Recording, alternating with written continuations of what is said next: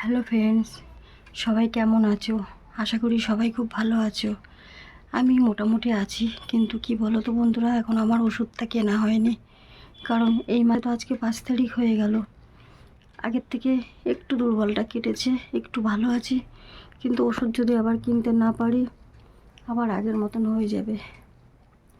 তো ওটাই টেনশানে আছি যে ওষুধটা কিভাবে কিনবো। সব ওষুধ তো একসাথে কিনতে পারি না, আর একসাথে খেতেও পারি না। ঋণী সাহস দিয়ে দিদিভাইটা টাকা দেয়, ওটা দিয়ে আমি ওষুধ কিনি। কিন্তু এই মাসে এখনও ওষুধটা কিনতে পারিনি। আজকে 5 তারিখ, তারপরে ব্লাড টেস্ট আছে শুক্রবার দিন। কালকে ব্লাড টেস্ট, দুটো ব্লাড টেস্ট হবে, একটা হিমোগ্লোবিন পরীক্ষা হবে।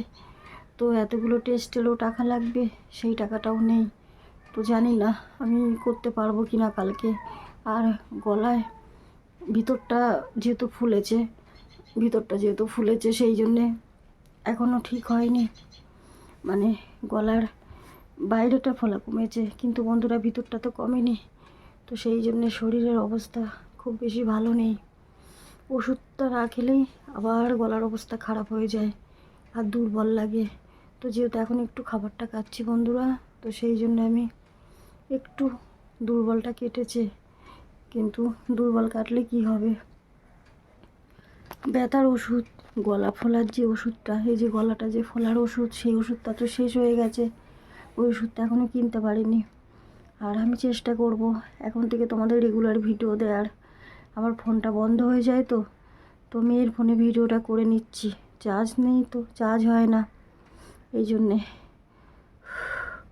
ব্যাটারিটা খারাপ হয়ে গেছে ফোনের। তো ব্যাটারিটা পাল্টাতে 1100 টাকা লাগবে। ব্যাটারিটা পাল্টাতে পারছি না বন্ধুরা, এই জন্যে আমি পারিনি, ভিডিও দিতে পারছি না। তো মেয়ের ফোনে ভিডিওটা করছি। আর আমার চ্যানেলটা তো একেবারে ডাউন হয়ে গেছে, তো এই জন্যে চেষ্টা করব। আর চোখ মুখ না জ্বালা করছে, মানে একটা তাপ লাগে না, ওই রকম তাপ লাগছে। মেয়ে সকালবেলা একটু হরলিক্স করে দিয়েছিল লিকুইড, ওটা খেয়েছি। আর কুলেখাড়া পাতার রসটা খেয়েছি, শেষ হয়ে গেছে পাতাটা, আজকেই শেষ হয়ে গেছে। দুদিন কালকে ভিডিও দিতে পারিনি, তার আগের দিন দিয়েছিলাম। তো এখন থেকে চেষ্টা করব যাতে রেগুলার ভিডিওটা দিতে পারি, না হলে আমার চ্যানেলটা একেবারেই ডাউন হয়ে যাচ্ছে আর সাবস্ক্রাইবও উঠে যাচ্ছে। কষ্ট হচ্ছে, মানে হাঁপিয়ে যাচ্ছি গরমে, তার মধ্যে দুর্বল। আর ফ্যানের তলায় তো আমি থাকতে পারি না। এই দেখো, গরম হলেও পাখা বন্ধ। পাখা চালিয়ে থাকলে না আমার দম আটকে যায়, পারি না বন্ধুরা। তো খুব কষ্ট হচ্ছে। তো কী করবো বন্ধুরা, দেখো ওখানে বসতে পারছিলাম না, তাই এইখানে এসে আবার হেলান দিয়ে বসলাম। আসলে এখনও আগের মতন আমি পুরো বসতে পারছি না। বসে থাকতে পারি, আর একটু বসে থাকি, একটু শুই, তারপরে একটু দাঁড়াই। আগে তো দাঁড়াতে পারছিলাম না, এখন একটু দাঁড়াতে পারছি আস্তে আস্তে। আর ব্যথাটা কমেছে, তো লিকুইড যে খাবারটা, সেটা আমি আস্তে আস্তে গিলে খাচ্ছি। কিন্তু ওষুধটা আমি এখনও গিলে খেতে পারি না বন্ধুরা, যেহেতু গলার ভিতরে তো পুরো জয়েন্ট হয়ে আছে। ফোলাটা দেখো, তো ওই ভিতরে গলার ফোলাটা। আর গলায় এটা পেঁচিয়ে রেখেছি, কারণ কালকে আমাদের এখানে খুব বৃষ্টি হয়েছিল। আর একটু বৃষ্টি টিষ্টি হলে না, ঠান্ডার যে ভাবটা থাকে, তখন আমার গলায় এটা পেঁচিয়ে রাখতে হয়। আর বৃষ্টি না হলেও, গরম লাগলেও এটা আমাকে পেঁচিয়ে রাখতে হয়, ডাক্তার বলেছে পেঁচিয়ে রাখতে।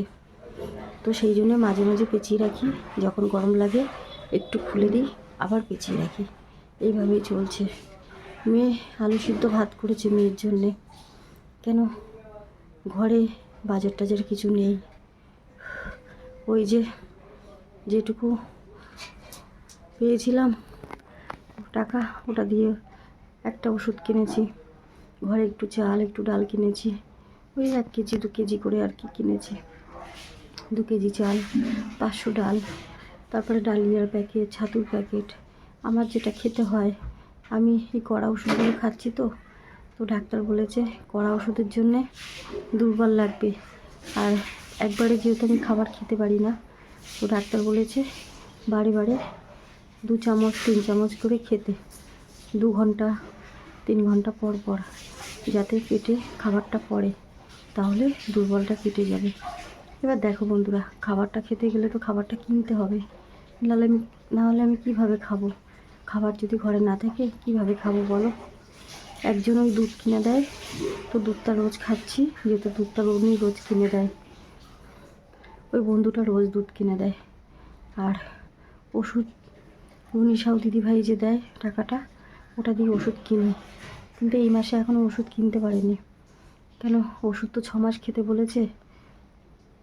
ওষুধ তো আমি একসাথে খেতে পাচ্ছি না বন্ধুরা। একসাথে ওষুধ যদি খেতে পারতাম তাহলে হয়তো গলার ফোলাটা কমতো কি জানি না।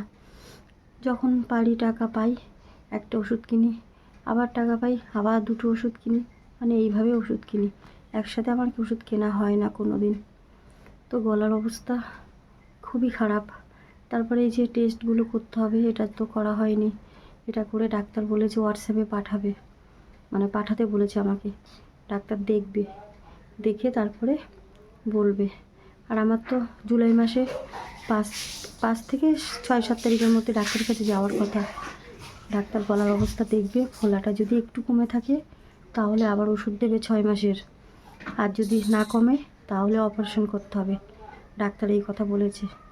তো অপারেশনটা যে করবে, হিমোগ্লোবিন গায়ে রক্তটা না হলে তো করতে পারবে না। তার জন্যই আমাকে বলেছে একটু প্রোটিন রক্ত হওয়ার খাবার খেয়ে গায়ে রক্তটা তৈরি হোক, হিমোগ্লোবিনটা হোক, তারপরে। তো বন্ধুরা বলো, আমি যে খাবারটা খাবো সেই টাকাটা আমি কোথায় পাবো? তাই তোমাদেরকে বারে বারে বলি, তোমরা যেটুকু পাও, যেটুকু পারো আমাকে সবাই যদি একটু আর্থিক সাহায্য করে, একটু কিছু কিছু করে, অল্প কিছু কিছু করে, তাহলে অন্তত আমি একটু সুস্থ হতে পারি খাবারটা খেয়ে। গলার অবস্থা খারাপ, গলার ফোলাটা পুরো ঢেকে গেছে, ঢেকে তো ছিল, ওটা আরও বড় সাইজ হয়ে গেছে। আগে এরকম সাইজের ছিল, এখন বড় বড় সাইজ হয়ে গেছে। এখন সারাক্ষণ আমি ভাবেই যাচ্ছি, উপরে নিঃশ্বাস নিতে কষ্ট হচ্ছে বন্ধুরা। জানি না, গলাটা পুরো বন্ধ হয়ে গেছে। তো গলা যদি বন্ধ হয়, আমি নিঃশ্বাস না নিতে পারলে তো মরে যাব, তাই না? মরে গেলে আমি তো আমার মেয়েটাকে কোথায় রাখবো? কে দেখবে মেয়েটাকে কে দেখবে? কেউ যে নেই বন্ধুরা আমার। তোমরা ছাড়া আমার এই পৃথিবীতে কেউ নেই। তোমরা যেটুকু পারো একটু আমাকে একটু সাহায্য করো, একটু সবাই এগিয়ে এসো, আমি যেন একটু ডাক্তার দেখিয়ে চিকিৎসাটা করে আমি একটু বাঁচতে পারি, একটু সুস্থ হতে পারি আমার মেয়েটার জন্য। বন্ধুরা একটু আমার পাশে দাঁড়াও, একটু আমাকে সাপোর্ট করো। আমি আর পারছি না বন্ধুরা, আর পারছি না। আমার অবস্থা খুবই খারাপ হয়ে যাচ্ছে, কারণ আমার গলার অবস্থা খারাপ। গলার ফোলাটা না কমলে তো আমি বাঁচবো না। ব্যথাটা কমেছে, যন্ত্রণাটা কমেছে, ফোলাটা কমেনি। ফোলার ওষুধটা আমি ঠিক মতন খেতে পাচ্ছি না, ওষুধ সব ঠিকঠাক কেনা হচ্ছে না। যেটা কিনি ওটা খাই, আবার একটা কিনি, আবার একটা খাই, একসাথে কেনা হচ্ছে না। কী করব? কোনো তো আর্থিক সাহায্য পাই না। তো তোমরা যেটুকু পারো একটু আমাকে সাহায্য করো, আমি যেন সুস্থ হয়ে যাই। কথা বলতে কষ্ট হচ্ছে, বেশিক্ষণ কথা বলতে পারি না, একটু কথা বলি আবার একটু বিশ্রাম করি, আর খালি শ্বাসকষ্ট হচ্ছে, গলার ফোলাটা বেড়েছে, তো আমি নিঃশ্বাস নিতে পারছি না বন্ধুরা। তোমরা একটু আমাকে সাপোর্ট করো, আর যেখানে থাকো তোমরা ভালো থাকো, সুস্থ থাকো। মা সন্তোষী মা তোমাদের সবাইকে অনেক ভালো রাখুক, আর আমার জন্য একটু প্রার্থনা করো, আমি যেন সুস্থ হয়ে যেতে পারি একটু আমাকে আর্থিক। তো বন্ধুরা তোমাদেরকে বারবারই বলি, আমি ওখানে বসতে পারছিলাম না, কষ্ট হচ্ছিল, তাই এই যে সোফায় এসে দেখো হেলান দিয়ে বসে আছি, এই যে এই দেয়ালের মধ্যে। আর একটা কথাই বলি, আমি গলার ভিতরে আমার একেবারে আমার ভিতরটা মানে বেড়ে গেছে ফোলাটা, তো সেই ফোলাটার জন্যে আমার কষ্ট হচ্ছে। আর সেটাই বারবার বলছি বন্ধুরা, তোমরা যদি পারো একটু আমাকে আর্থিক সাহায্য করো, আমি ডাক্তারটা দেখিয়ে সুস্থ হয়ে যেতে পারি। গলার ভিতরের ফোলাটা বেড়েছে, তো নিঃশ্বাস নিতে খুবই কষ্ট হচ্ছে, শ্বাসকষ্ট হচ্ছে।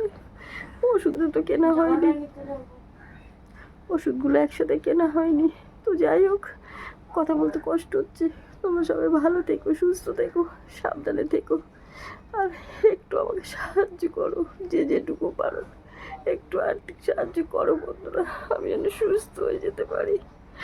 আমার অবস্থা, গলার অবস্থা খুবই খারাপ। গলা সোজা করে বেশিক্ষণ বসতে পারছি না, কাত করে থাকছি, কারণ গলার আর জয়েন্টটা যেহেতু আটকে গেছে, তো কথা বলতে খুবই কষ্ট হচ্ছে। একটু যদি পারো আমাকে একটু আর্থিক সাহায্য করো তোমরা, একটু।